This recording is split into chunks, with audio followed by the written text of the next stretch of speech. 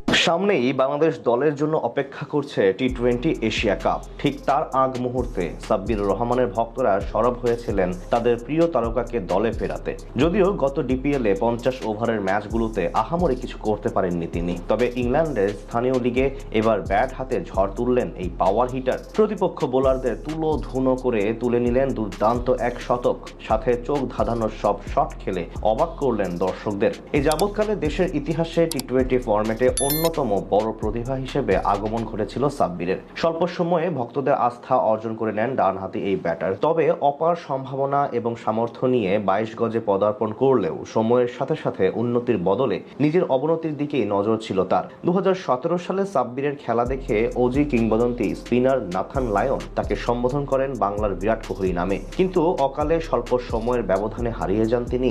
তার ভক্তরা অবশ্য এখনো স্বপ্ন দেখেন তাদের প্রিয় তারকা আরো একবার ফিরবেন সেই পুরনো ছন্দে। এবার সেই আশার পালে নতুন করে যেন হাওয়া দিলেন সাব্বির। দীর্ঘদিন পর ব্যাট হাতে সেঞ্চুরির দেখা পেলেন এই ক্রিকেটার। বর্তমানে ইংল্যান্ডের এনসিএল প্লাটিনাম এলিট ডিভিশন লিগে কুমিল্লা ওয়ারিয়র্সের হয়ে খেলছেন সাব্বির। সেখানে সময়টা বেশ ভালোই কাটাচ্ছেন তিনি, যার ধারাবাহিকতায় এবার ঝড় তুললেন 22 গজে।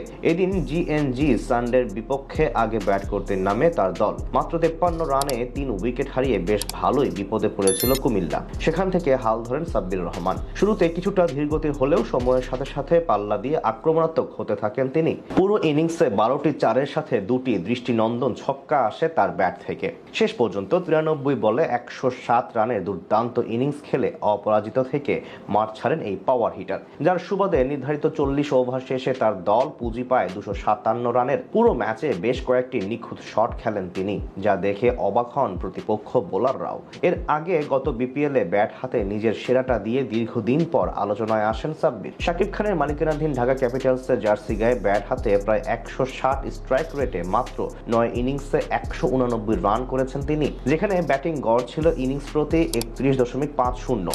এছাড়া আসরে একটি 82 রানের রেকর্ড গড়া নক খেলার পাশাপাশি ছক্কা মেরেছেন সর্বমোট 18টি। তখন থেকে নতুন করে আলোচনায় আসেন এই পাওয়ার হিটার। যদিও কিছুদিন আগে সমাপ্ত হওয়া ঢাকা প্রিমিয়ার লিগে ম্লান করেছেন ভক্তদের আশা। স্পারটেক্স স্পোর্টিং ক্লাবের হয়ে পুরোপুরি ব্যর্থ ছিলেন তিনি, তবে ভক্তদের প্রত্যাশা ধীরে ধীরে আবারও ফর্মে ফিরবেন এই মাস্টার ক্লাস ব্যাটার।